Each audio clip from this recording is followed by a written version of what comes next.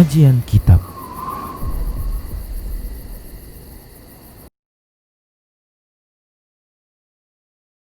Bismillah, assalamualaikum warahmatullahi wabarakatuh. Innal hamdalillah nahmaduhu wa nasta'inuhu wa nastaghfiruh wa na'udzu billahi min shururi anfusina wa min sayyiati a'malina.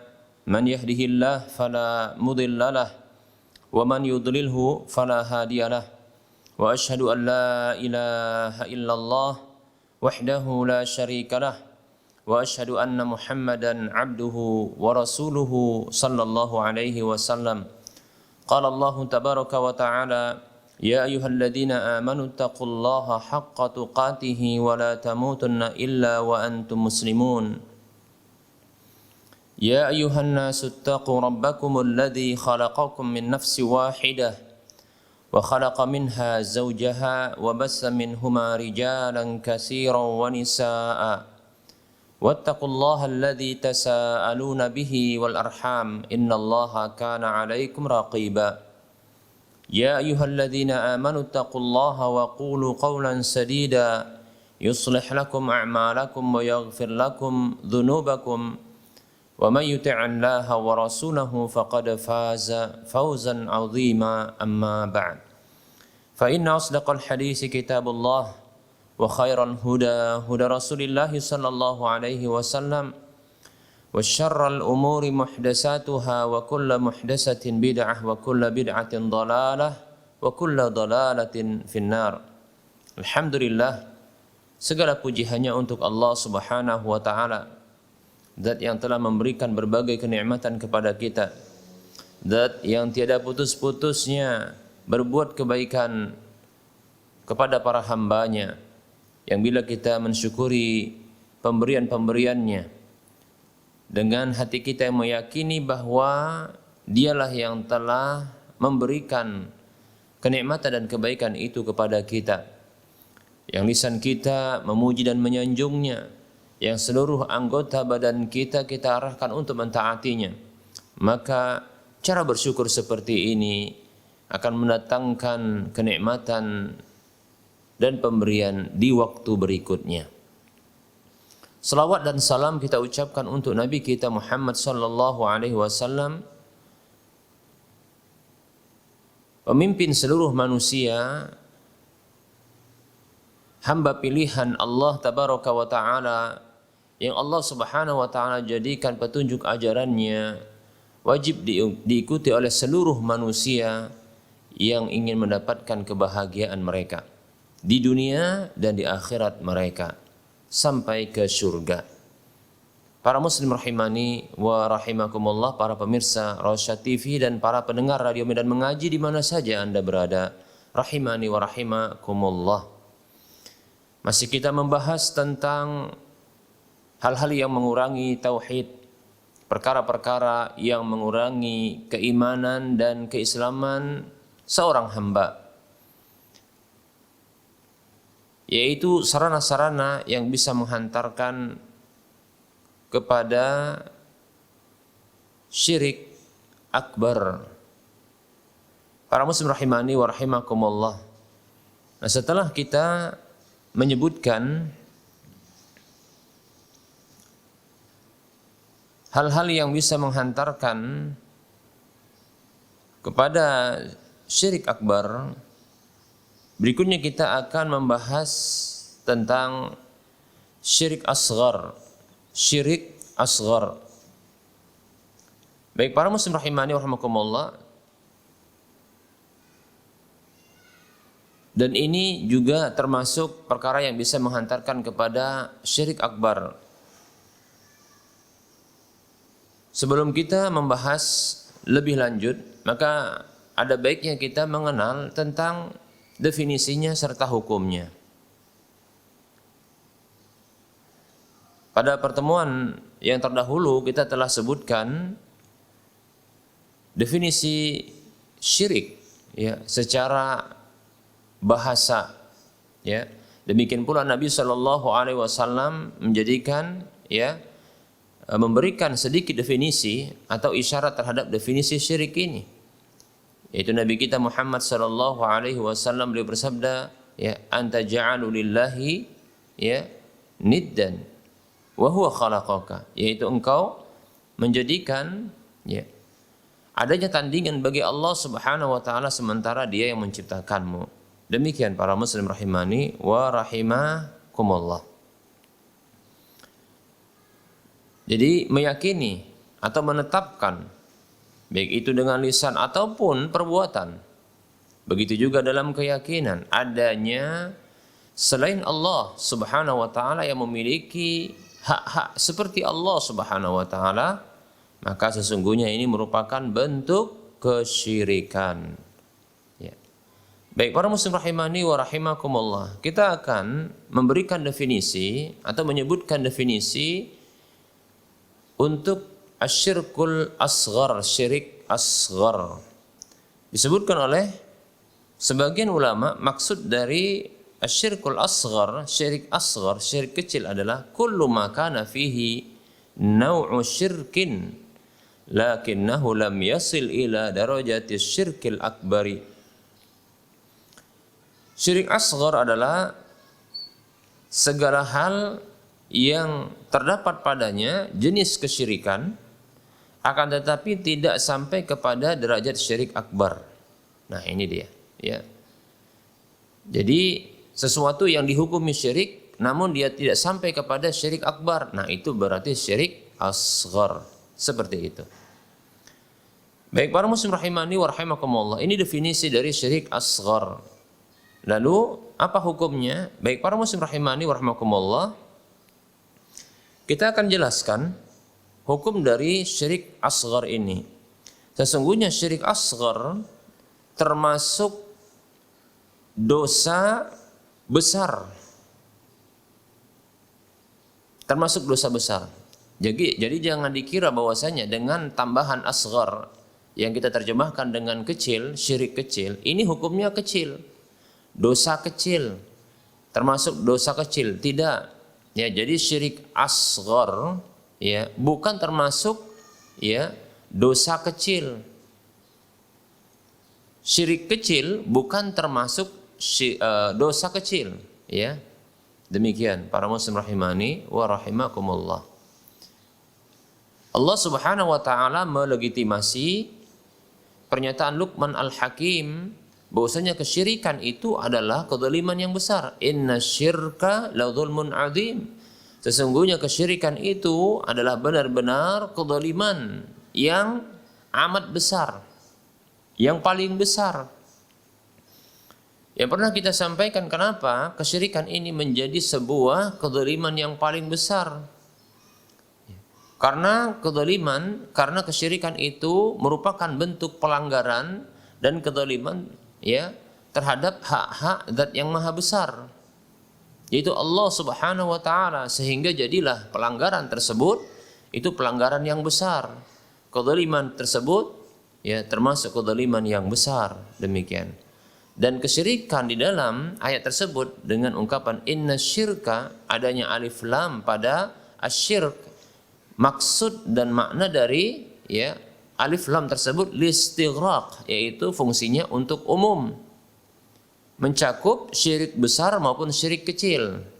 Ya, syirik termasuk syirik besar disebut dengan asyirkul akbar, dan juga termasuk syirik kecil yang disebut juga dengan asyirkul asghar. Demikian. Jadi penamaan asyirkul asghar yang diterjemahkan dengan syirik kecil bukan berarti dosa kecil. Bukan termasuk dosa kecil. Ya. Namun dia termasuk, ya, kesyirikan yang itu merupakan kezaliman dan dosa besar. Dalam sebuah hadis Nabi SAW, beliau bersabda, ala unabbiukum bi akbaril kabair. Maukah aku kabarkan kepada kalian, ya, dosa-dosa besar, bi akbaril kabair, dosa-dosa yang paling besar. Rasulullah SAW menyebutkan yang pertama, urutan yang pertama asyirku billah atau al-isyraku billah, yaitu kesyirikan kepada Allah Subhanahu wa taala. Demikian. Baik para muslim rahimani wa rahimakumullah. Nah, kesyirikan ini tentunya ya maknanya adalah umum karena alif lam pada asyirku itu fungsinya adalah untuk umum, lil istighraq, fungsinya untuk umum, demikian. Mencakup syirik akbar, syirik besar, dan juga syirkul asghar, syirik kecil, demikian. Nah, disebut dengan syirik kecil karena dia ya sesuatu yang dihukumi syirik namun tidak sampai kepada syirik akbar, demikian. Seperti itu ya. Jadi jangan sampai keliru dan terkecoh dengan ungkapan asghar ya. Tambahan ungkapan asghar pada syirik. Asyirkul asghar, syirik kecil. Bukan berarti syirik kecil ini termasuk dosa kecil, namun dia termasuk dosa besar, bahkan dia termasuk dosa yang paling besar setelah pembatal-pembatal keimanan dan keislaman. Demikian ya. Seperti itu para muslim rahimani wa rahimakumullah. Jadi syirik kecil bukan termasuk ya dosa kecil, namun dia termasuk dosa besar ya, termasuk dosa besar seperti itu. Oleh karenanya sebagian ulama ya menyatakan bahwasanya syirik kecil ini merupakan penghantar kepada syirik besar, demikian. Baik para muslim rahimani wa rahimakumullah. Jadi kalau kita buat level urutan ya, maka ya dosa yang paling tinggi adalah kekafiran. Cakupan dari kekafiran itu adalah kesyirikan. Nah, kesyirikan terbagi menjadi dua ya, syirik akbar dan syirik kecil. Namun dia masih dalam posisi tersebut ya, di level tersebut ya, seperti itu. Namun dia disebutkan oleh para ulama bukanlah ya pelaku dari syirik kecil ini ya terancam dengan ya kondisi ya keluar dari Islam. Berbeda dengan syirik akbar. Ya, syirik akbar maka pelakunya terancam keluar dari agama Islam, terancam murtad. Adapun syirik kecil, tadi syirik akbar yang pelakunya itu terancam murtad, ya keluar dari Islam bila dia melakukannya, ya. Adapun syirik kecil tidak demikian, tidak sampai ya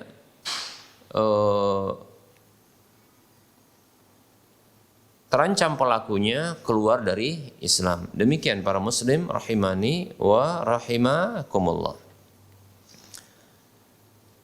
Baik, berikutnya para muslim rahimani wa rahimakumullah. Berikutnya ya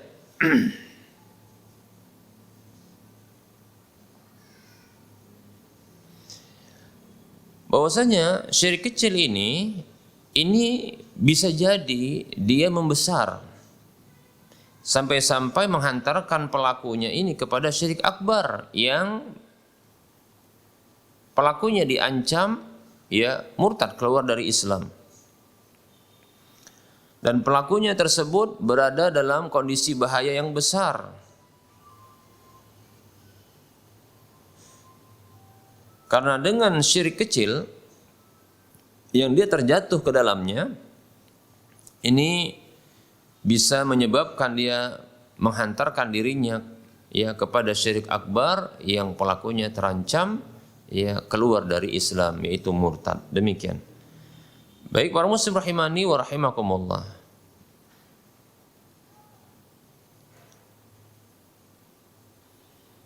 Berikutnya, pelaku dari syirik kecil ini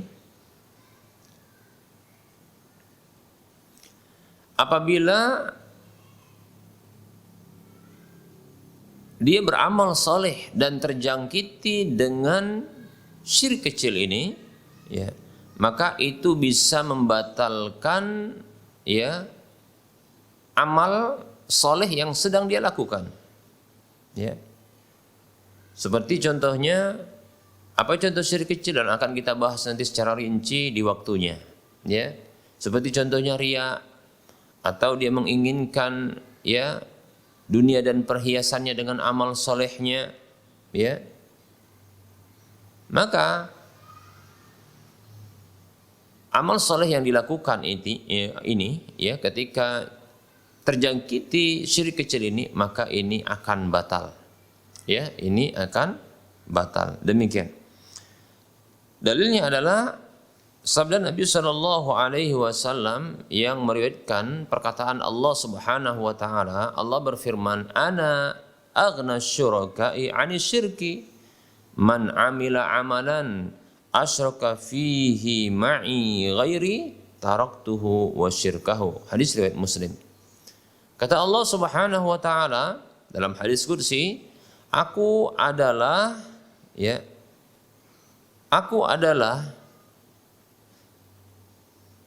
zat yang tidak butuh terhadap kesyirikan. Siapa saja yang beramal dengan sebuah amalan yang dia berbuat syirik di dalam amalan tersebut bersamaku, dengan selainku dia berbuat syirik, ya. Di dalam amal tersebut kepada selainku bersamaku, maka taraktuhu wa syirkahu, aku tinggalkan dia bersama dengan kesyirikannya. Demikian. Jadi membuat Allah Subhanahu wa taala ini tidak mau menerima amal tersebut. Demikian. Hadis riwayat Muslim. Baik para muslim rahimani wa rahimakumullah.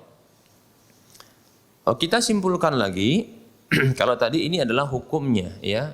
Dan dari apa yang kita jelaskan ketika kita membahas tentang hukum, maka sesungguhnya ada perbedaan-perbedaan yang mendasar antara syirik akbar dengan syirik kecil. Nah, berikut ini kita akan sebutkan. Yang pertama, para muslim rahimani wa rahimakumullah, syirik akbar, ya, syirik akbar ini pelakunya terancam murtad, keluar dari Islam. Adapun syirik kecil, ya, apabila dilakukan oleh seorang muslim mukmin, maka pelakunya tidak terancam murtad atau keluar dari Islam. Hanya saja tindakannya melakukan syirik kecil tersebut ini mengurangi tauhidnya, ya, mengurangi keimanan dan keislamannya. Seperti itu. Perbedaan yang kedua, para muslim rahimani wa rahimakumullah, syirik akbar, perbedaan antara syirik akbar dengan syirik kecil. Perbedaan yang kedua adalah syirik akbar seperti yang dilakukan oleh orang-orang kafir Quraisy di masa Nabi SAW, ya. Mereka ini pelakunya diancam kafir, ya, diancam kafir, terancam kafir di dunia. Tadi sudah kita sebutkan sebenarnya ini perbedaan yang pertama, ya, yaitu keluar dari Islam berarti dia kafir, ya. Nah, perbedaan yang kedua ini adalah pelakunya, ya, terancam dia kekal dalam neraka, ya. Orang yang melakukan syirik akbar, pelakunya ini terancam, ya, kekal dalam neraka. Oleh karenanya kita begitu tegas, ya, untuk memberikan, ya, kewaspadaan dan kehati-hatian kepada, ya, kepada kaum muslimin agar mereka tidak terjatuh ke dalam, ya, perkara-perkara yang bisa menjauhkan atau menjatuhkan mereka kepada syirik akbar. Demikian, ya. Jadi syirik akbar pelakunya ini terancam kekal dalam neraka. Adapun syirik asghar, maka pelakunya tidak terancam kekal di dalam neraka. Walaupun tatkala, ya, dia harus masuk ke dalam neraka disebabkan dosa kesyirikan tersebut, dosa syirik asgharnya. Kemudian perbedaan yang ketiga antara syirik akbar dengan syirik asghar adalah syirik akbar ini bisa membatalkan seluruh amal, ya. Syirik akbar ini bisa membatalkan seluruh amal, ya. Amal seseorang yang dilakukan dalam keislamannya, ya, maka ini bisa batal dengan syirik akbar yang dilakukannya. Adapun syirik asghar, syirik asghar, maka dia tidaklah membatalkan seluruh amal. Namun ya syirik asghar ini hanyalah membatalkan amal yang dilakukan dalam kondisi ya terjangkiti syirik asghar tersebut. Ya amal soleh yang sedang dilakukan yang terjangkiti ya syirik asghar tersebut. Maka ini yang bisa batal amal tersebut. Baik, berikutnya para muslim rahimani wa rahimakumullah. Perbedaan antara syirik akbar dengan syirik asghar adalah syirik akbar ini membuat orang yang melakukannya ini terancam jiwanya, ya, terancam jiwanya, ya, karena dia ya bisa terancam kafir dan terancam keluar dari Islam sehingga ini bisa ya terancam jiwanya, demikian. Begitu juga terancam hartanya. Adapun syirik asghar, kalau tadi syirik akbar, syirik asghar tidak demikian, ya. Seperti itu. Para muslim rahimani wa rahimakumullah. Ini perbedaannya. Dan ingat, ya, ungkapan-ungkapan seperti ini, ya, ketika kita menyebutkan tentang ya apa yang mengancam seseorang ketika melakukan syirik akbar, ya, seperti yang kita katakan tadi, ya, terancam dia keluar dari Islam, yaitu kafir, terancam pelakunya kekal dalam neraka, terancam batal seluruh amalnya, kemudian terancam juga ya keselamatan jiwa dan hartanya. Ini bukanlah vonis, ya.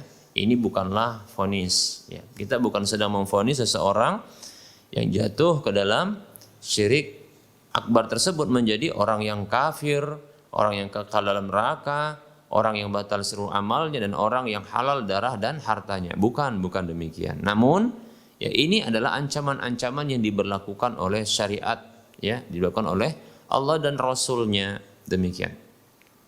Dan ini sebagai bentuk kewaspadaan, ini sebagai bentuk kehati-hatian, demikian. Ya, bukan ini vonis kepada individu-individu kaum muslimin yang terjatuh ke dalamnya.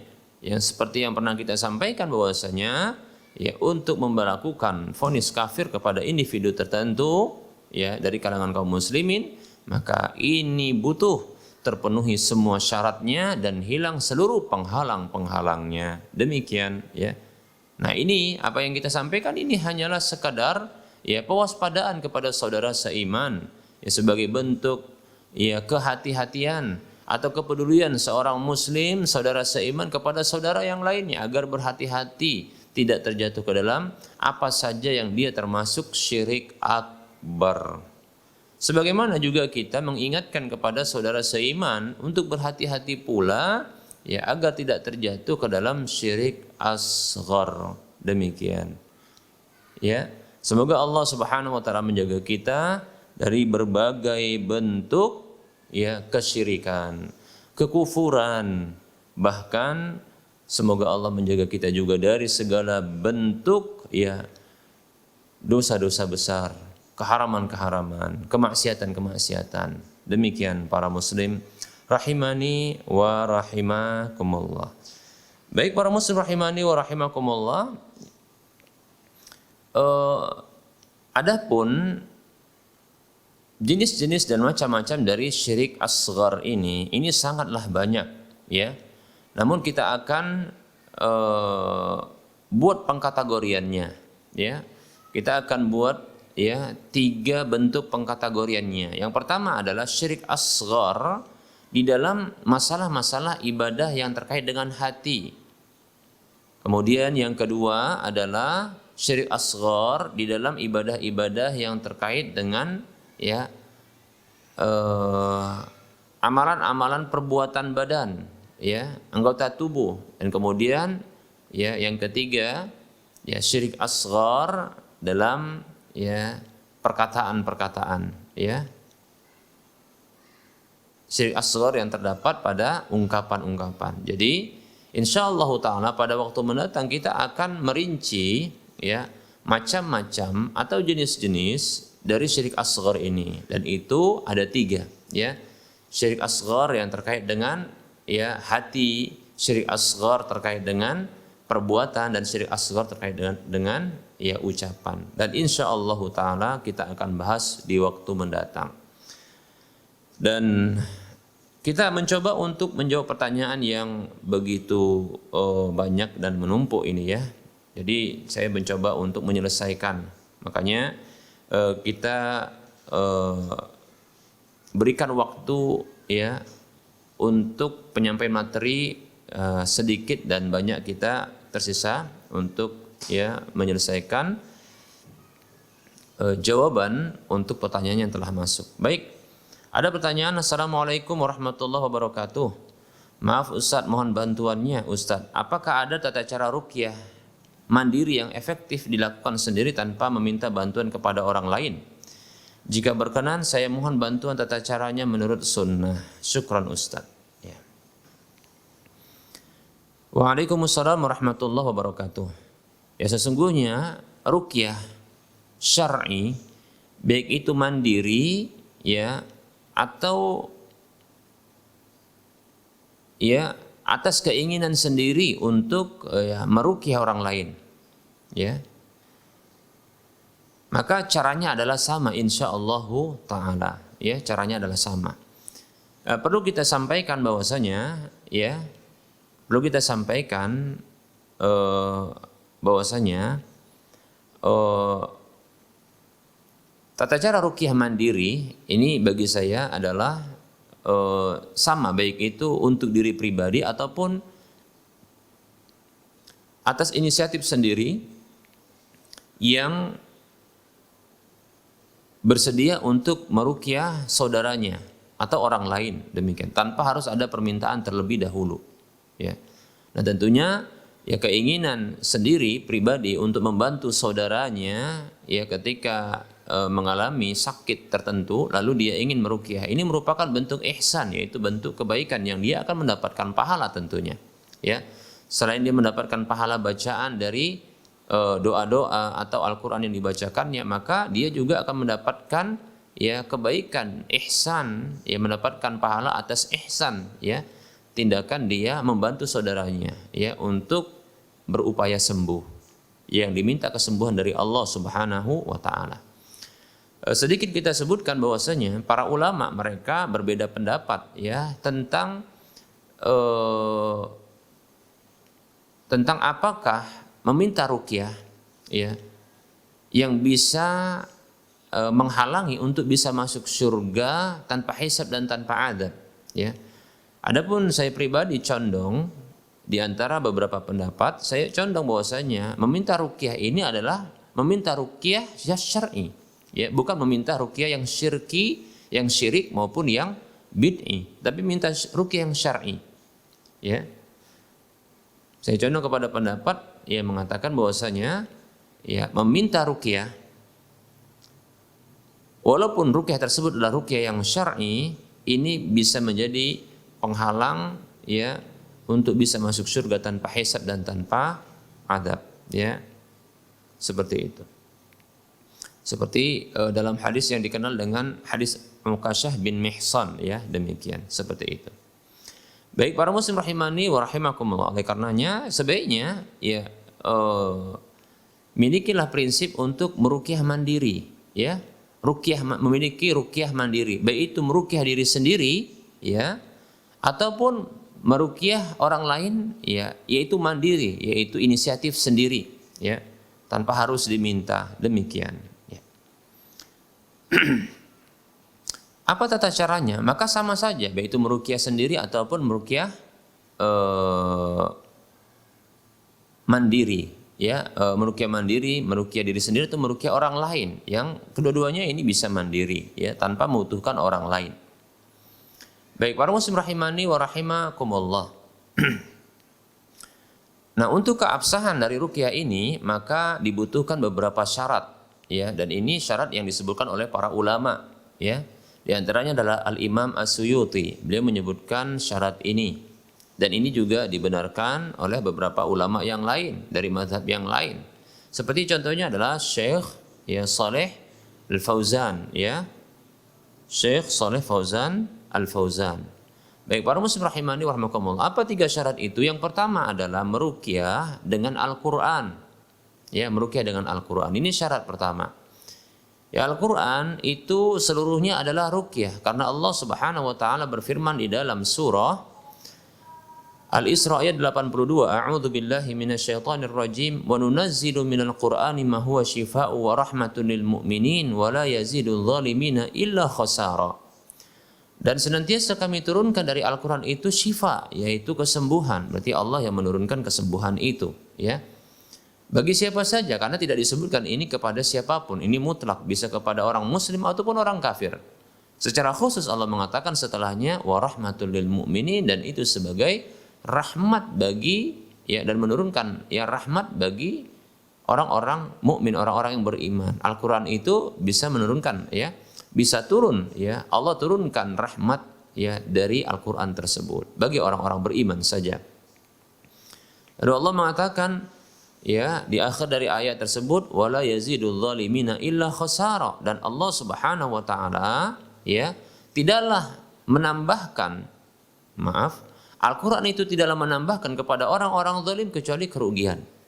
Nah, jadi syarat pertama ini Al-Qur'an dibaca. Nah, tata caranya ketika membaca Al-Qur'an, para muslim rahimani rahimakumullah, maka dibacakan saja, ya, dibacakan saja tanpa ada tindakan khusus, ya.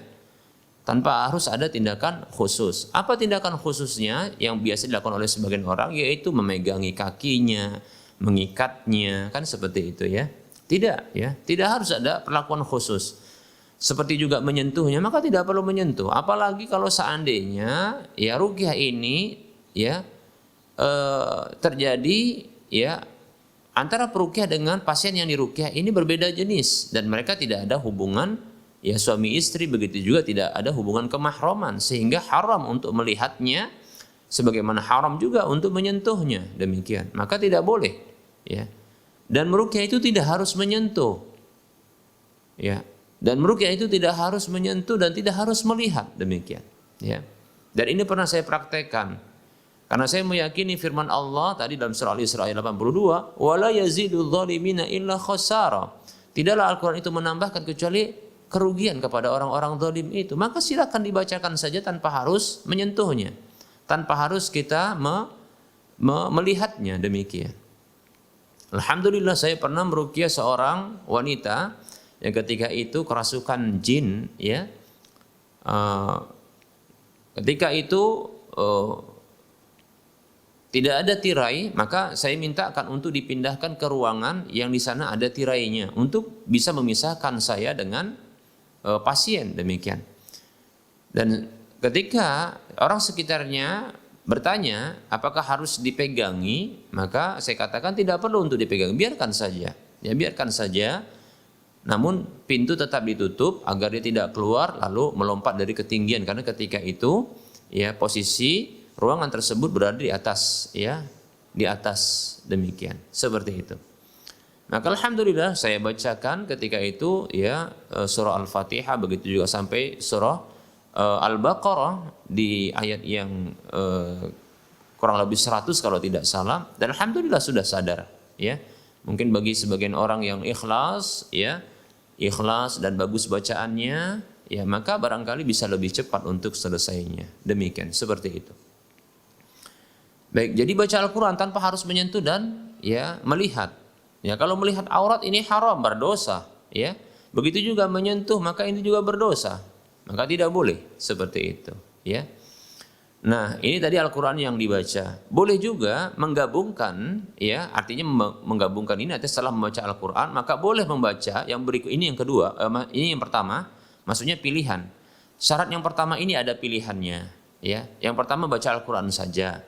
Yang dibaca itu Al-Qur'an saja, tanpa harus menyentuh, tanpa harus juga melihat, ya, pasien, tanpa harus menyentuh dan tanpa harus melihat. Lebih-lebih bila berbeda jenis kelamin, ya, seperti itu antara peruqyah dengan pasiennya.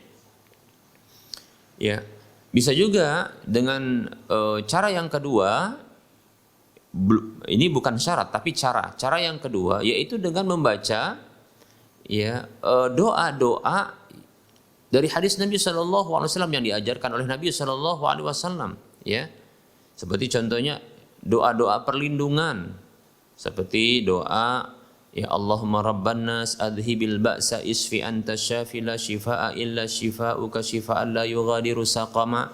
Begitu. Seperti juga doa wa'idzuka bi kalimatillahi tammati min syarri ma khalaq. Nah, seperti itu, ya. Atau di wa'idzuka ya bi kalimatillahi ya wa'idzuka ya bi kalimatillahi tammati min kulli syai'in wa'idzuka bi kalimatillahi tammati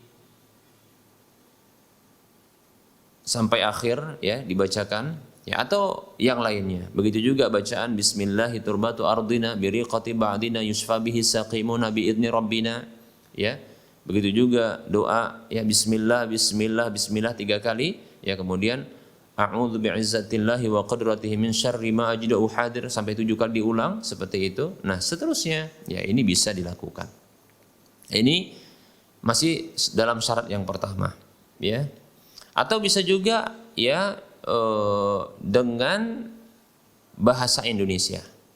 Bahasa Indonesia kalau kita orang Indonesia, ya.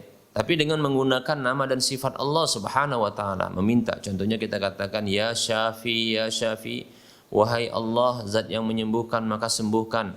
Wahai zat yang maha berkuasa atas hambanya maka hilangkanlah penyakit ini. Maka boleh. Ya, seperti itu, ya. Nah, ini syarat pertama. Syarat yang kedua, ya, harus dengan menggunakan bahasa Arab atau dengan menggunakan bahasa Ajam, yaitu selain Arab, ya, namun jelas tidak boleh dia bergumam. Ya, tidak boleh bergumam. Ya. Sebagaimana yang dilakukan oleh para dukun.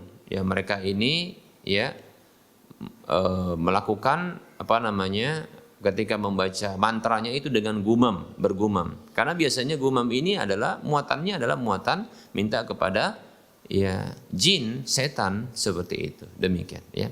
Kemudian berikutnya syarat yang ketiga adalah diyakini bahwasanya, ya, kesembuhan itu datang dari Allah dan berdasarkan takdir, ya, kekuasaan Allah Subhanahu wa taala. Seperti itu. Jadi bukan ruqyah ini yang menyembuhkan, tapi Allah yang menyembuhkan. Bukan pula sang peruqyah yang menyembuhkan, tapi Allah yang menyembuhkan. Seperti itu, ya. Nah, ini 3 syaratnya beserta dengan penjelasan tata cara ruqyahnya. Seperti itu, ya. Maka tidak ada tindakan khusus, ya, terkait dengan cara, maka tidak ada perilaku khusus. Yang saya kira ini merupakan tindakan aneh-aneh dan mengada-ngada, ya. Meruqyah ini gampang sekali insyaallah, ya.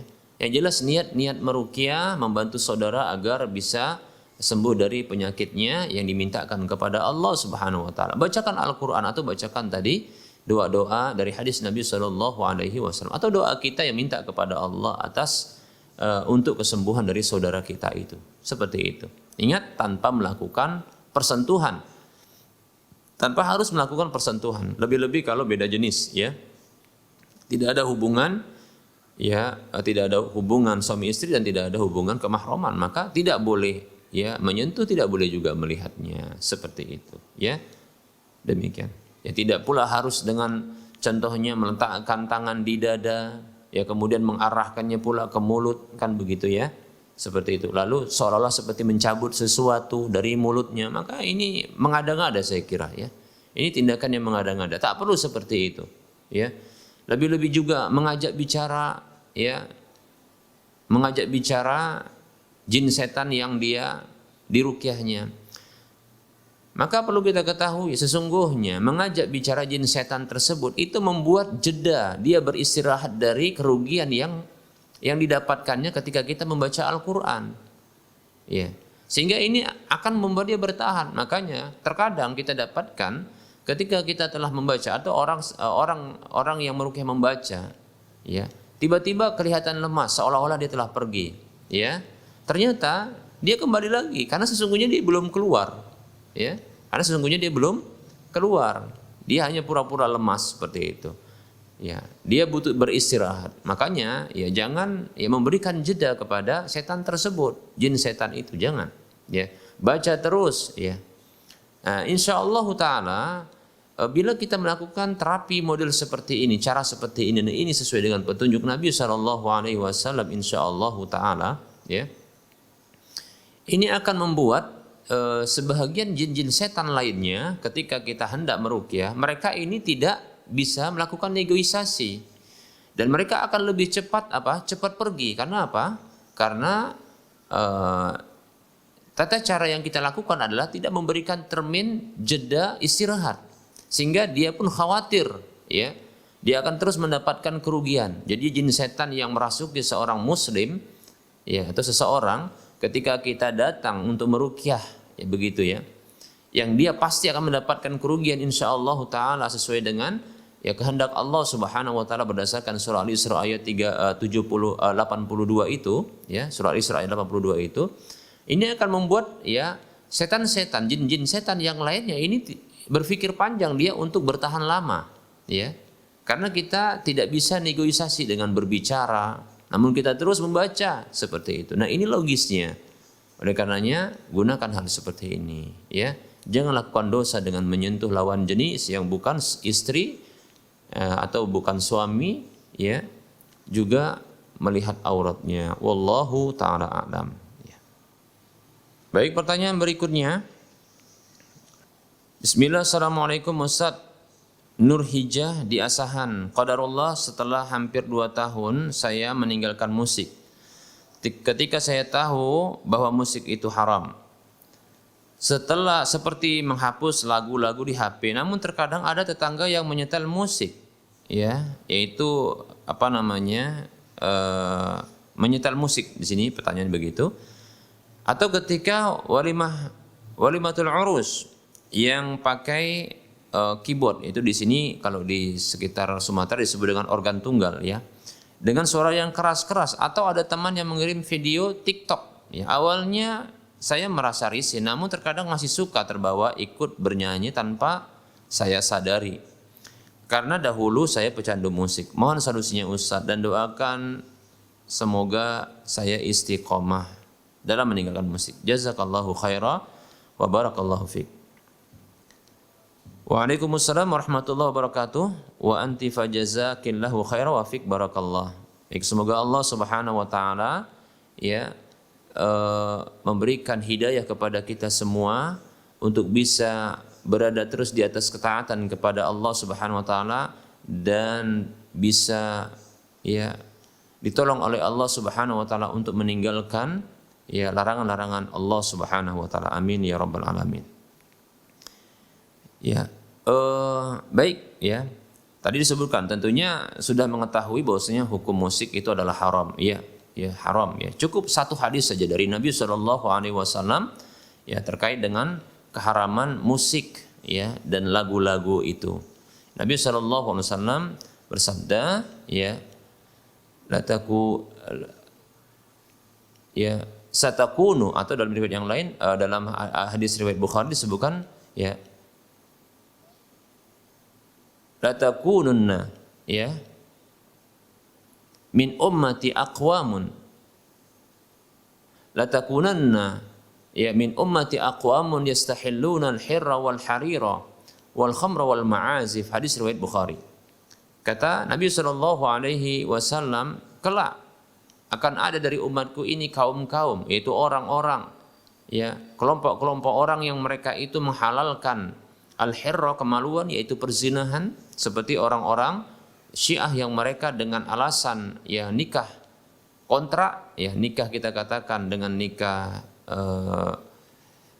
kontrak mut'ah, ya, sebenarnya adalah nikah kontrak, ya, nikah mut'ah, ya, ini melegalkan perzinahan itu, ya. Kelak kata Nabi sallallahu alaihi wasallam, sungguh akan ada dari umatku ini kelompok-kelompok orang yang mereka menghalalkan kemaluan, begitu juga menghalalkan al-harir, yaitu sutra bagi laki-laki, wal khamra, begitu juga, ya, khamr, ya, minuman-minuman keras diberikan nama-nama dengan nama selain nama-nama khamr tersebut, ya. Kemudian wal ma'azif, dan alat-alat musik, demikian, ya, hadis riwayat Bukhari. Ini menunjukkan keharaman musik dan alat-alatnya serta lagu-lagu yang diiringi musik. Nah, apabila kita mendapatkan contohnya kiriman-kiriman, ya, lagu, Ya, contohnya kita melihat, ya, ini kan belum terbaca. Ketika kita putar ternyata ada suara musiknya, sudah hapus saja. Ya, maka itu caranya. Ya. Caranya. Awalnya risih, ya, jangan dibiarkan, langsung dihapus, begitu. Bagus, ya. Kalau contohnya terdengar di awal, maka itu karena tidak sengaja, maka tidak mengapa. Setelah itu maka dihentikan, lantas dihapus. Sudah begitu, ya. Demikian, ya. Adapun ketika terbawa, ya, maka bila telah sadar, maka beristighfar, mohon ampun kepada Allah. Jangan lupa dihapus, seperti itu, ya. Semoga Allah SWT menolong kita untuk senantiasa, ya, berada di atas agamanya, ya, di atas ketaatan kepadanya. Amin ya rabbal alamin. Ada pertanyaan, Assalamualaikum Ustadz, bolehkah suami membantu, ya, puasa qada istrinya karena melahirkan dan menyusui?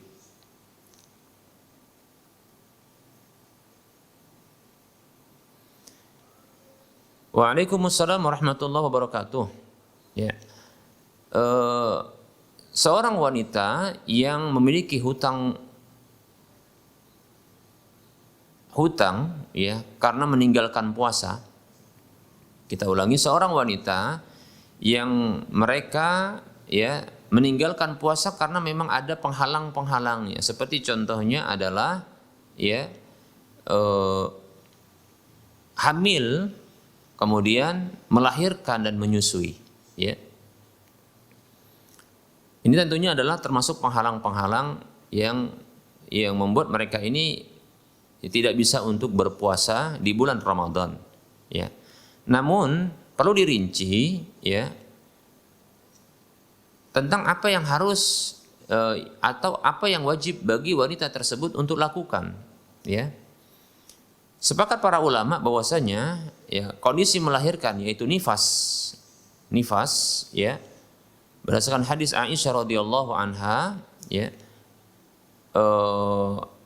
yang hadis ini berbicara tentang haid dan para ulama ijma bahwasanya nifas itu disamakan dengan haid, ya. Berdasarkan, ya, hadis Aisyah radhiyallahu anha bahwasanya, ya, para ulama mereka sepakat bahwa haid dan begitu juga yang disamakan dengan itu nifas itu adalah, ya, penghalang bagi seorang wanita untuk mereka berpuasa, dan kewajibannya adalah, ya, mengganti puasa juga. Kewajibannya adalah mengganti puasa juga. Demikian, seperti itu. Itu sepakat para ulama. Adapun untuk hamil dan menyusui bagi wanita, ya, maka sepakat para ulama juga bahwasanya apabila wanita tersebut tidak mampu untuk berpuasa dalam kondisi hamilnya, ya, begitu juga ketika menyusui bayinya, dalam kondisi menyusui bayinya, ya, baik itu dikarenakan kekhawatiran bagi dirinya atau kekhawatiran terhadap janin atau bayinya, ya, maka dibolehkan bagi wanita tersebut untuk tidak berpuasa. Namun para ulama mereka berbeda pendapat, ya, apa yang wajib bagi wanita tersebut untuk membayarkan, ya, puasa yang ditinggalkannya tersebut. Nah, seperti itu. Terjadi perbedaan pendapat di kalangan para ulama, ya. Ada 5 pendapat yang saya ketahui. Yang pertama adalah pendapat yang mengatakan bahwasanya wajib mengganti puasa juga sekaligus, ya, membayar fidyah. Ini satu pendapat. Pendapat yang lain mengatakan wajib membayar puasa juga, puasa saja, yaitu mengganti puasa saja. Kemudian ada pendapat yang ketiga adalah, ya, merinci, ya, bila mengkhawatirkan, ya, dirinya, maka kewajibannya ketika dia tidak berpuasa, maka dia cukup mengqadha puasa saja. Tapi kalau mengkhawatirkan, ya, bayinya dan dirinya, maka dia mengqadha sekaligus bayar fidyah. Pendapat yang keempat mengatakan bahwasanya, ya, tidak ada kewajiban bagi wanita tersebut, ya, karena sudah digugurkan, maka tidak ada kewajiban apapun, ya, untuk dibayarkan. Pendapat yang kelima, ya, adalah pendapat yang mengatakan bayar fidyah saja. Dan saya condong kepada pendapat yang kelima ini, yaitu membayar fidyah saja. Dan ini adalah pendapat Abdullah bin Umar, begitu juga Abdullah bin Abbas radhiyallahu anhum, ya. Di mana masing-masing mereka ini ketika mendapati putri-putri wanita mereka, ya putri dalam kondisi hamil, ya itu mereka memberikan ya dispensasi kepada putrinya untuk tidak berpuasa, ya. Untuk tidak berpuasa, kemudian memerintahkan untuk membayar fidyah seperti itu, ya. Wallahu ta'ala alam. Nah, pertanyaannya dalam kasus yang ditanyakan ini, istri sang penanya itu dalam kondisi melahirkan dan menyusui. Maka apabila bertepatan lahirnya tersebut itu dalam kondisi Ramadan, tentunya kondisi itu kondisi nifas. Maka kewajiban tidak boleh bagi wanita tersebut untuk berpuasa. Kewajiban bagi wanita tersebut adalah mengqadanya, menggantinya, ya, menggantinya seperti itu. Ya. Adapun ketika ia menyusui, maka ini adalah hal yang berbeda, ya, tanpa ada haid, ya, tanpa ada nifas. Jadi harus dibedakan, ya, antara menyusui saja, karena menyusui ini sangat panjang. Adapun kalau dia nifas ini paling lama adalah 40 hari sebagaimana dalam hadis Ummu Atiyah radhiyallahu anha, ya. Seperti itu. Sepertinya pertanyaan dari sang penanya ini, kasus istrinya adalah mendapati Ramadan dalam kondisi melahirkan dalam kondisi nifas, ya, melahirkan berarti nifas, dan ketika itu menyusui. Maka menyusui di sini tidak dianggap karena yang lebih kuat adalah ya nifasnya, ya. Maka tentunya wanita tersebut wajib untuk mengqadha, mengganti puasa. Apakah boleh dibantu oleh suami untuk mengqadhanya? Wallahu taala alam, saya condong tidak boleh, ya, tidak boleh. Ya, tidak boleh. Tidak boleh untuk diganti. Mengapa? Maksudnya tidak boleh untuk diganti orang untuk mengqadhanya, ya. Kenapa? Mengapa demikian? Karena ya orang tersebut masih hidup. Adapun hadis, ya, yang mengatakan bolehnya ya diqadha oleh orang lain ini setelah wafat. Kata Nabi SAW, man mata wa alaihi shaumun sama anhu waliyuhu. Siapa saja yang meninggal dunia dalam kondisi dia membawa hutang puasa, maka walinya bisa mempuasainya. Seperti itu, ya. Ini kondisinya setelah meninggal dunia. Adapun belum meninggal dunia, maka ketika itu hutangnya masih tertanggung oleh dirinya, ya. Ketika itu hutangnya masih tertanggung oleh dirinya dan dia wajib berpuasa. Kapan? Ya kapan dia lapangnya. Kapan sang istri tersebut punya kelapangan, ya, kesempatan untuk bisa berpuasa. Bila contohnya menyusui selama 2 tahun, selama 2 tahun tidak berpuasa, maka tidak masalah. Bagaimana dengan puasa yang ini selama 2 tahun ini?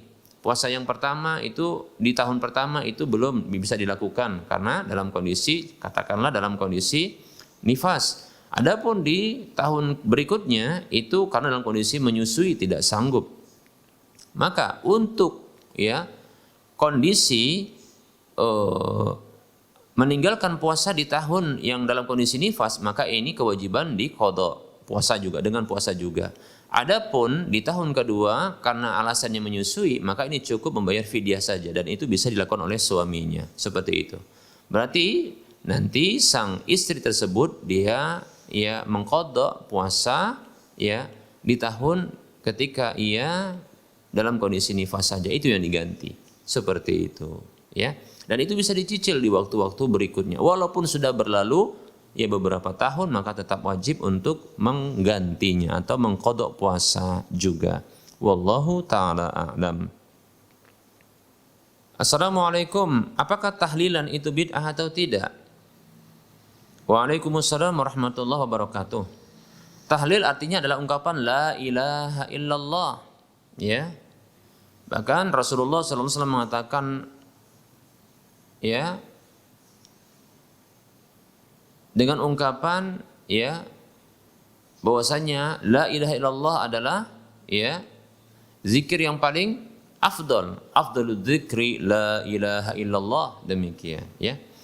Jadi kalau kita berzikir ya dengan la ilaha illallah contohnya ya. Kapan? Ketika kita berada di atas kendaraan, ketika kita sedang berjalan, ya ketika kita sedang duduk, ketika kita menanti, asalkan jangan di WC, ya, atau ketika sedang berhubungan badan, nah, atau dalam kondisi di tempat-tempat yang jorok, ya. Maka ketika dalam kondisi yang santai atau sendirian atau dalam kondisi yang ini kita tidak terikat dengan kondisi tersebut, ya, tidak sedang berbicara, maka dianjurkan bagi kita untuk berzikir. Silakan berzikir. Maka pilih zikir yang paling afdal tadi, la ilaha illallah, boleh. Ini disebut apa? Mengucapkan tahlil, begitu. Seperti itu, ya. Seperti contohnya Anda sedang menyetir kendaraan, baik itu sepeda motor atau mungkin mobil, ya, atau mungkin truk, ya, begitu, ya. Atau kendaraan yang lain seperti itu. Maka silakan Anda bertahlil, ya, la ilaha illallah, la ilaha illallah. Nah, kalau seandainya ketika itu Anda wafat dalam kondisi seperti itu, Masya Allah, kata Nabi SAW, man kana akhiru kalamihi la ilaha illallah dakhalal jannah. Siapa saja yang akhir ucapannya la ilaha illallah, maka dia masuk surga. Demikian, seperti itu, ya, seperti itu. Maka apakah ini disebut tahlilan? Ya, tahlilan. Karena mengucapkan tahlil gak sekali. Namanya tahlilan itu kan mengucapkan tahlil berkali-kali, kan begitu. Ini juga tahlilan. Tapi ini tahlilan yang syar'i seperti itu, ya. Bahkan Rasulullah SAW mengatakan, wa bikulli tahlilin shadaqah, dengan setiap tahlil yang kita ucapkan itu adalah sedekah. Ya. Ketika menanti, ya, teman yang ketika itu sudah janjian di satu tempat, ya, sambil menunggu kita la ilaha illallah, la ilaha illallah, la ilaha illallah. Tidak perlu keras-keras, ya. Karena Allah Subhanahu wa taala itu mendengar, Maha mendengar. Jadi enggak perlu keras-keras seperti itu. Demikian, ya.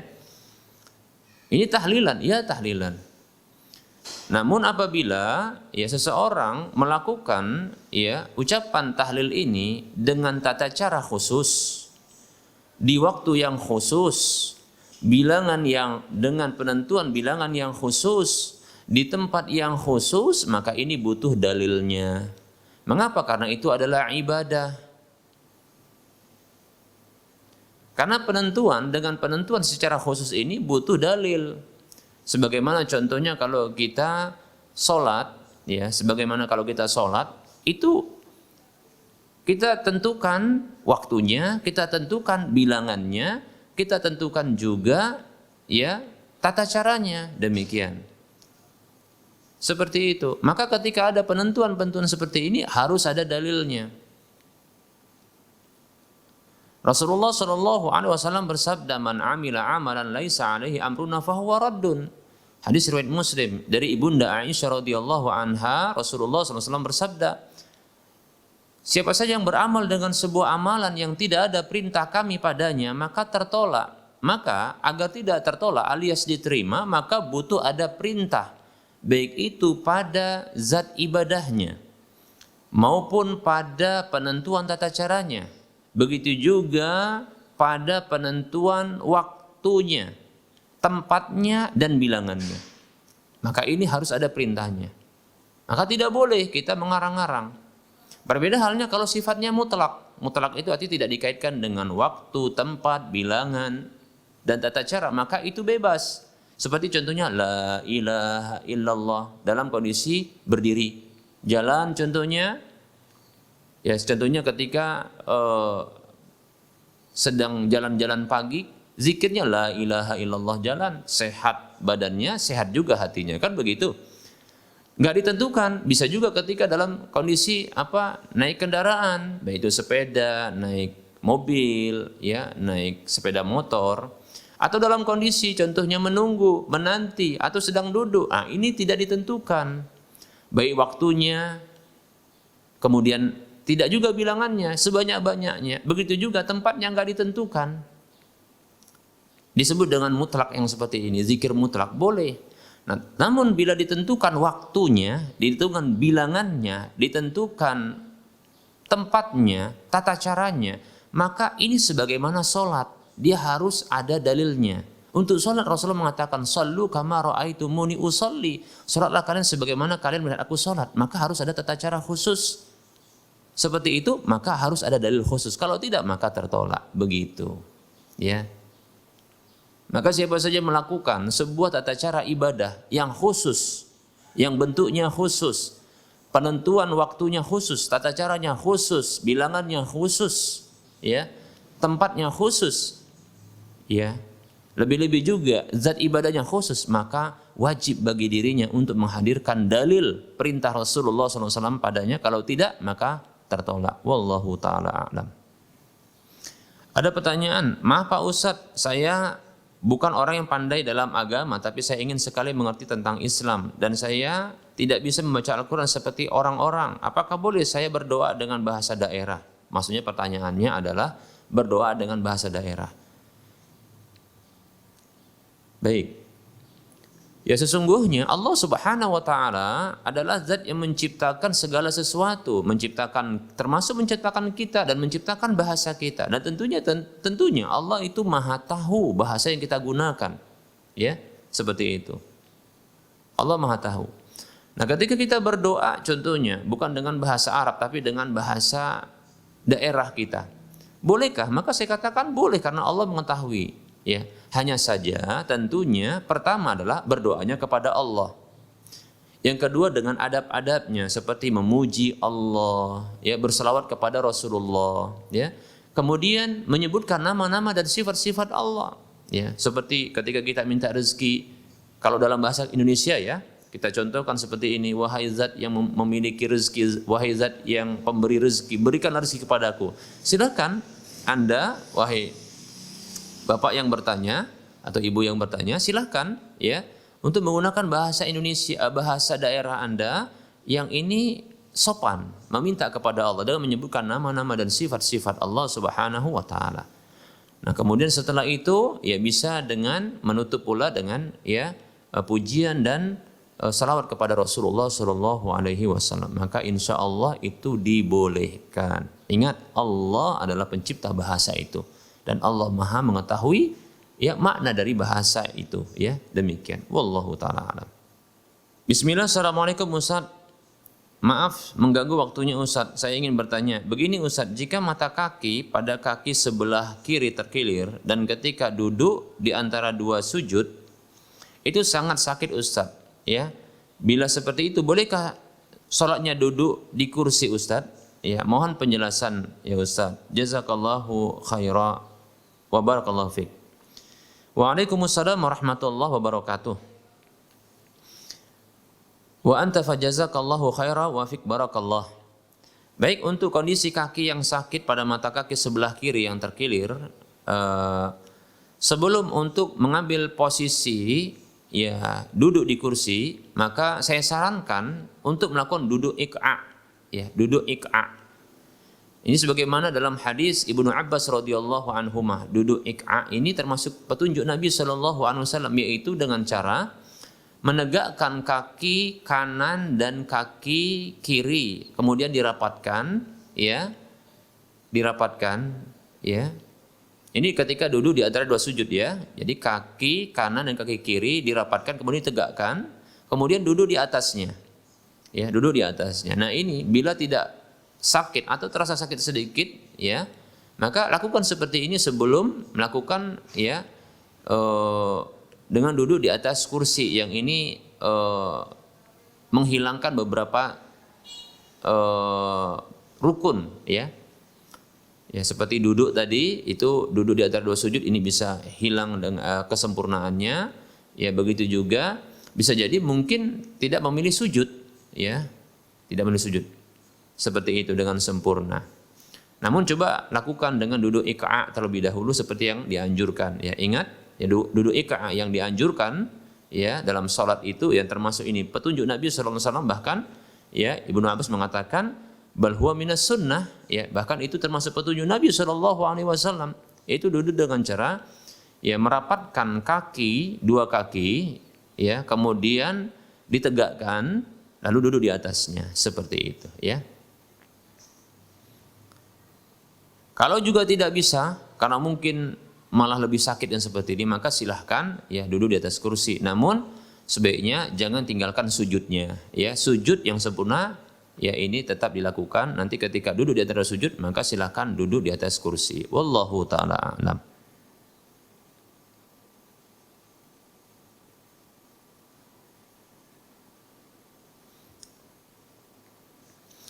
Bismillah, assalamualaikum. Saya ingin bertanya Ustadz, bolehkah orang yang bertato menjadi imam Ustadz? Waalaikumsalam warahmatullahi wabarakatuh. Ya. Bila ada orang yang lebih utama dari dirinya, ya, orang yang lebih utama dari dirinya, ya, yang bagus bacaannya, yang lebih ya tahu tentang hukum sholat, seputar sholat, hukum seputar sholat, maka dia lebih utama. Ya. Namun apabila tidak ada yang lain kecuali seseorang yang menjadi imam itu adalah seorang yang bertato, ya, maka tentunya dilihat kondisinya, ya, apakah tatonya ini menutupi ya anggota wudunya ataukah tidak, demikian. Kalau menutupi, maka sebaiknya ya jangan menjadi imam, ya jangan menjadi imam seperti itu. Maka hendaknya dia menjadi makmum saja. Karena sesungguhnya ya kondisi yang seperti itu, dia bertato dan telah bertobat kepada Allah Subhanahu wa taala, maka Allah terima tobatnya insyaallah taala, ya. Adapun tatonya maka hendaknya dia sembunyikan, jangan dia tampakkan seperti itu, ya. Maka contohnya apabila tato tersebut ada di lengannya, ya, di tangannya itu di lengannya, maka hendaknya dia tutupi dengan ya pakaian yang berlengan panjang seperti itu, baju yang berlengan panjang sehingga tidak ditampakkan seperti itu. Sehingga ini membuat saudara-saudara seiman itu ya itu merasa risih dengannya, ya seperti itu. Demikian ya. Nah, karena itu terkait dengan dirinya sendiri. Ya, adapun ketika menjadi imam, maka di sini terkait dengan orang lain. Ya, walaupun kita katakan bahwasanya dalam prinsip Ahlus Sunnah wal Jamaah, imam yang fasik, ya, itu sah, ya, ketika makmumnya adalah orang-orang soleh, sah. Ya, jadi dalam prinsip Ahlus Sunnah wal Jamaah, ya, seorang imam yang fasik, ya, yang keluar dari ketaatan itu pernah melakukan ketaatan atau melakukan kemaksiatan atau sedang melakukan kemaksiatan dalam kehidupannya, namun ketika itu jadi imam dia, maka dalam prinsip Ahlus Sunnah wal Jamaah maka sah dia. Sah ya salat berjamaahnya, ya, seperti itu. Hanya saja kalau ini masih ada pilihan, maka sebaiknya ya orang yang bertato tersebut tidaklah mengambil posisi menjadi imam agar ini tidak membuat keraguan ya atau kehebohan pada makmumnya. Wallahu taala a'lam. Assalamualaikum warahmatullahi wabarakatuh. Semoga Ustadz Abu Alia diberkati kehidupan yang penuh keberkahan di dunia dan di akhirat. Amin ya rabbal alamin wa antum kadzalik. Mohon bimbingannya Ustadz, bacaan tahiyat awal dan akhir yang sesuai sunnah itu bagaimana selama ini? Tahiyat yang kami baca mengambil dari buku panduan yang beredar di toko buku. Apakah yang demikian sudah benar? Mohon penjelasannya. Terima kasih. Baik ya. Waalaikumsalam warahmatullahi wabarakatuh. Saya sendiri dahulu juga ketika sebelum mengenal ya sunnah Nabi SAW ini dengan dalam, ya, saya juga termasuk orang yang mengamalkan ya bacaan-bacaan sholat itu sesuai dengan apa yang kita dapatkan dari buku-buku yang beredar, namun tidak menyebutkan hadisnya, ya begitu. Namun dikarenakan ya Nabi SAW bersabda, man amila amalan laisa alaihi amruna fahuwa raddun. Siapa saja yang beramal dengan sebuah amalan yang tidak ada perintah kami padanya, maka tertolak. Hadis riwayat Muslim. Begitu juga Rasulullah mengatakan, sallu kama ra'aitumuni usalli, salatlah karena sebagaimana ya kalian melihat aku salat. Artinya kita harus mencontoh Nabi SAW dalam setiap amal ibadah kita agar kita diterima amal ibadah kita di sisi Allah Subhanahu wa taala. Maka Ketika itu saya pun mengganti semua bentuk-bentuk bacaan agar disesuaikan dengan petunjuk Nabi. Termasuk diantaranya adalah bacaan tasyahud atau tahiyat, ya, seperti itu. Ya. Maka yang saya amalkan adalah ya bacaan ya at-tahiyatu lillah wassalawatu wattayyibat assalamu ala nabi. Ya, ini berdasarkan hadis Ibnu Mas'ud ya, yang lain yang meralat, walaupun hadis Abdullah bin Mas'ud yang meriwayatkan itu asalnya assalamu alayka ayyuhan nabi, tapi dalam riwayat yang lain ini dibaca ketika kondisi Nabi SAW masih hidup. Namun setelah wafat maka assalamu ala nabi wa rahmatullahi wa barakatuh. Assalamu alayna wa ala ibadillahi salihin. Asyhadu an la ilaha illallah wa asyhadu anna Muhammadan abduhu wa rasuluh. Baru setelah itu salawat. Nah, seperti itu ya. Nah, ini mengganti sedikit saja ya, tapi ya lihatlah bacaan tersebut berdasarkan hadis. Ya, kalau saya rubah. Seperti di awalnya tadi at-tahiyatu lillah. Ya wassalawatu wattayyibat itu saya ganti. Kenapa? Karena ini yang saya dapatkan hadisnya. Adapun at-tahiyatu wassalawatu lillah ini saya belum dapatkan hadisnya, sehingga saya tinggalkan ya, saya beralih kepada yang seperti ini ya, seperti itu. Karena saya belum temukan hadisnya maka saya tinggalkan. Kalau ada saya temukan hadisnya maka bisa saya lanjutkan seperti itu ya. Demikian ya. Begitu juga dalam selawat, hendaknya memilih kita setelah itu selawat yang ada dalilnya, yang ada hadisnya. Bisa hadis yang diriwayatkan oleh Imam Bukhari, Imam Muslim, atau muttafaqun alaih dan seterusnya, silahkan. Pokoknya ada dalilnya seperti itu. Namun kalau kita mendapatkan satu bacaan yang tidak menyebutkan hadis riwayat imam-imam hadis dan kita belum tahu tentang kesahihannya, maka sebaiknya kita tinggalkan, bukan karena kita membencinya, tapi dikhawatirkan Allah tidak menerimanya, itu saja. Seperti itu ya. Nah, jadi tidak bermaksud untuk menyalahkan bacaan-bacaan yang tersebar di masyarakat. Permasalahannya dikarenakan ya dikhawatirkan tidak diterima oleh Nabi sallallahu alaihi wasallam, tidak diterima oleh Allah Subhanahu wa taala. Ya, berdasarkan hadis Nabi sallallahu alaihi wasallam. Begitu saja. Ya, jadi tidak perlu menyalah-nyalahkan, tapi kita yang berinisiatif ya untuk menggantinya.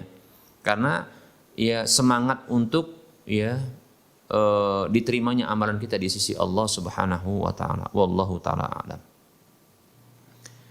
Assalamualaikum. Waalaikumsalam warahmatullahi wabarakatuh. Dari Ummu Farah di Indramayu, mau tanya Ustadz, saya ingin daftar haji reguler bersama suami, tapi qadarullah uangnya belum cukup untuk setoran awal. Saya juga ada masalah warisan bapak yang sudah 7 tahun belum dibagi juga. Bulan kemarin saya kumpulkan ahli waris yang masih ada, tapi belum selesai juga. Ya, tapi belum selesai juga. Karena banyak masalah di dalamnya yang lumayan rumit. Saya berencana mewakafkan bahagian saya untuk orang tua saya juga. Sudah untuk orang tua. Saya juga sudah menyampaikan hal tersebut kepada salah seorang ustadz di sini. Saya punya keinginan tanah warisan itu saya beli untuk wakaf pondok tahfidz. Qadarullah uang saya juga nggak cukup, hanya punya uang yang mau saya daftarkan haji. Saya bicara minta bantuan ke ustadz di sini, apakah nanti bisa bantu buka donasi kekurangannya. Menurut ustadz, mana yang didahulukan, apakah daftar haji atau untuk menambah kekurangan pembebasan lahan warisan tersebut? Ya, syukran ustadz, jazakallahu khairan. Waalaikumsalam warahmatullahi wabarakatuh. Wa anti fajazakillahu khairan. Afwan ya. Jadi dalam mendahulukan beberapa hal yang terkesan berbenturan, maka ini harus menggunakan ya skala prioritas yang pernah kita sampaikan juga pada pertemuan sebelumnya, yaitu taqdimul aulawiyat ya. Maka kita katakan bahwasanya ya infak itu bukanlah berhukum wajib ya, infak bukanlah berhukum wajib kecuali apabila ini merupakan wasiat dari orang tua yang punya harta ya. Wasiat dari orang tua yang punya harta ketika wafat sebelumnya berwasiat, maka ini wajib ditunaikan. Wasiat itu wajib ditunaikan, ya. Ya bersamaan dengan hutang ya kepada manusia itu wajib ditunaikan. Namun apabila ini hanya keinginan kita pribadi, sementara bersamaan itu kita ada kewajiban yang asasi, yang esensi, ya. Apa itu? Yaitu haji. Maka hendaknya kita dahulukan ya mendaftarkan haji, ya. Kalau tidak salah mungkin senilai 25 juta untuk satu orang. Maka ini didahulukan. Nanti baru sisanya diarahkan untuk infak. Demikian. Apabila kita mendahulukan sebuah yang sunnat di atas sebuah yang wajib, ini kita tertipu. Kita ditipu oleh syaitan yang seperti ini. Ya. Kita ditipu oleh syaitan yang seperti ini. Tidak boleh kita mendahulukan yang sunat ketimbang yang wajib. Ya, seperti itu. Itu seperti kita mendahulukan salat malam ketimbang salat subuh. Salat malamnya kita dapat lakukan, salat subuhnya bablas. Ya. Maka tidak benar seperti ini. Begitu ya. Maka daftarkan haji ya terlebih dahulu untuk pribadi atau orang sekitarnya. Setelah itu sisanya baru infakkan. Seperti itu. Ya. Sisanya infakkan. Atau seberapa yang dimampu untuk diinfakkan. Demikian ya, dahulukan yang wajib baru yang sunnat. Ketahui infak itu tidak wajib. Ya kecuali zakat, ya. Kecuali zakat itu ya wajib, ya. Demikian. Wallahu taala a'lam. Ada pertanyaan. Bismillah. Assalamualaikum Ustaz. Saya Yuliandra mau menanyakan soal pembagian warisan dalam bentuk tanah. Bagaimana caranya dan hukumnya seperti apa? Syukran Ustaz. Waalaikumsalam warahmatullahi wabarakatuh. Pembagian warisan dalam bentuk tanah, maka ini dilihat maslahatnya bila dibagi dengan cara bahagian tanah itu, ya. Maka tentunya dibagi sesuai dengan jumlah ahli waris yang ada. Siapa saja? Apakah orang yang meninggal dunia ini memiliki orang tua, yaitu ayah dan ibunya, ya. Bila ada ayah dan ibunya, maka mereka ini masing-masing berhak untuk mendapatkan ahli waris dengan bagian tertentu. Ya, bila sang orang yang meninggal dunia ini ya memiliki anak, maka ya ayah dan ibu tersebut masing-masing mendapatkan 1/6. Namun bila tidak memiliki anak yang meninggal dunia ini, maka ya ayah dari yang meninggal dunia dapat 1/6, adapun ibu dari orang yang meninggal dunia ini mendapatkan ya 1/3 demikian. Seperti itu. Namun bila ada anak, maka masing-masing ayah dan bunda atau ayah dan ibu ini mendapatkan ya 1/6. Kemudian dilihat berikutnya yang ke bawah, ya furu'nya, apakah punya anak-anak? Bila ada anak laki-laki, demikian pula ada anak perempuan, apakah juga punya istri? Kalau punya istri, maka istri itu mendapatkan 1/8 apabila ya ada anak. Bila tidak ada anak, maka mendapatkan 1/4 demikian. Baik. Kalau ada anak maka 1/8. Nah, kemudian sisanya itu untuk anak-anak bila ada anak-anak. Ya. Ahli waris yang lainnya seperti contohnya paman, begitu juga saudara-saudara kandung, begitu juga kemanakan dan yang lainnya cucu-cucu, maka ini terhalang oleh anak-anak, ya. Seperti anak laki-laki. Ya. Sisa harta itu dihabiskan oleh anak-anak ini. Ya, dengan bagian anak laki-laki 2 kali dari bagian anak perempuan, seperti itu. Ya, selesai. Adapun cara pembagian warisan, maka dilihat tanah ini apakah bisa dia dibagi dengan bagian-bagian yang tertentu. Ya, jika tidak maka dinominalkan atau dinilai dengan uang. Berapa harga tanah tersebut? Ya, totalnya dengan harga pasarnya ketika itu. Maka setelah itu dibagi sesuai dengan warisan yang sudah kita sebutkan. Wallahu taala a'lam. Ada pertanyaan. Assalamualaikum warahmatullahi wabarakatuh. Ustaz, apakah berlaku salat tahiyatul masjid di musalla? Waalaikumsalam warahmatullahi wabarakatuh.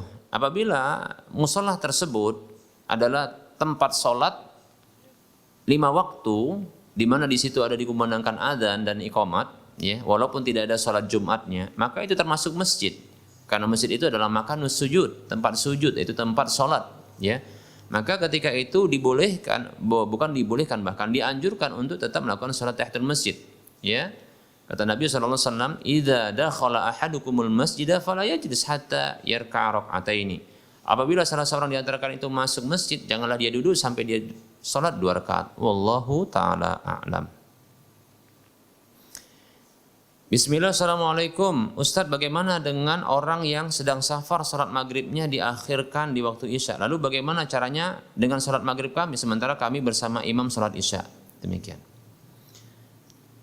Waalaikumsalam warahmatullahi wabarakatuh. Dalam hal ini terjadi perbedaan pendapat di kalangan para ulama. Ya, silakan mengambil mana yang lebih utama, ya, yang lebih mudah. Ya.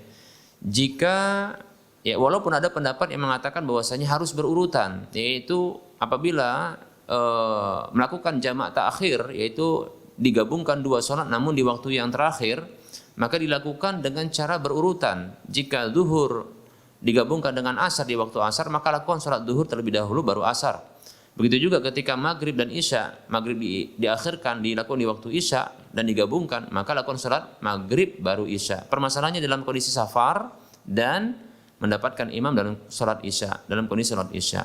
Nah, ketika ini ada pendapat yang mengatakan dikarenakan sholat maghrib dengan isya ini tidak terpenuhi karena perbedaan rakaat 3 dengan 4, maka wallahu ta'ala alam, silakan pilih yang paling mudah dia di antara dua pendapat ini. Silakan barangkali untuk memilih sholat isya berjamaah terlebih dahulu bersama dengan imam ketika itu, maka setelah itu sholat maghrib berjamaah pula dengan yang lain yang sama-sama ketika itu bersafar, ya. Kalau tidak maka sendirian. Wallahu ta'ala a'lam. Bismillah. Saya seorang pedagang kaki lima. Hasil usaha saya kadang kurang untuk memenuhi kebutuhan sehari-hari. Apakah masih wajib bagi saya untuk melakukan zakat perdagangan? Ya. Baik, untuk saudara kita yang bertanya ini, semoga Allah Subhanahu wa taala memudahkan rezeki beliau, ya, dan semoga Allah Subhanahu wa taala memberikan rezeki yang berkah kepada beliau yang bisa, ya, dengan rezeki tersebut Allah Subhanahu wa taala mudahkan bagi beliau untuk bisa, ya, beribadah kepada Allah, taat kepadanya, dan dengan itu menjadikan beliau ini, ya, bisa masuk surga. Amin ya rabbal alamin. Begitu juga kita masuk surga. Amin, ya. Dengan kondisi seperti yang dijelaskan ini, maka tidak ada kewajiban zakat, ya, tidak ada kewajiban zakat, karena zakat itu, ya, tentunya, ya, zakat atas kelebihan dari harta. Nah, jika ternyata dalam zakat dalam perdagangan ini bahkan untuk keuntungannya memenuhi kebutuhan sehari-hari ini kurang, maka tentunya tidak ada zakat. Andaikan pun tidak kurang, tapi bahkan pas saja sehingga tidak ada kelebihan, maka di sini tidak ada zakatnya pula.